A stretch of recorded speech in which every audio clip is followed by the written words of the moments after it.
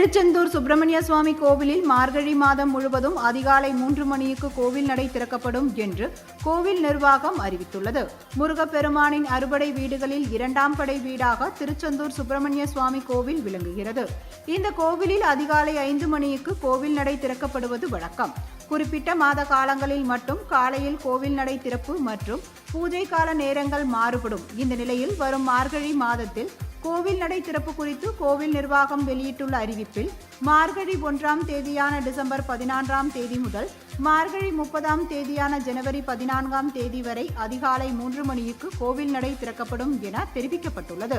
இதில் டிசம்பர் 17ஆம் தேதி மற்றும் ஜனவரி 1ஆம் தேதி பகல் 2:30 மணிக்கு பிரதோஷ அபிஷேகம் நடைபெறும் எனவும், மார்கழி மாதம் 17ஆம் தேதி ஆங்கில வருட பிறப்பை முன்னிட்டு அன்றைய தினம் அதிகாலை 1 மணிக்கு கோவில் நடை திறக்கப்படும் எனவும், ஜனவரி 3ஆம் தேதி மார்கழி மாதம் 19ஆம் தேதி ஆருத்ரா தரிசனத்தை முன்னிட்டு அதிகாலை 2 மணிக்கு கோவில் நடை திறக்கப்படும் எனவும் கோவில் நிர்வாகம் வெளியிட்டுள்ள அறிக்கையில் குறிப்பிடப்பட்டுள்ளது.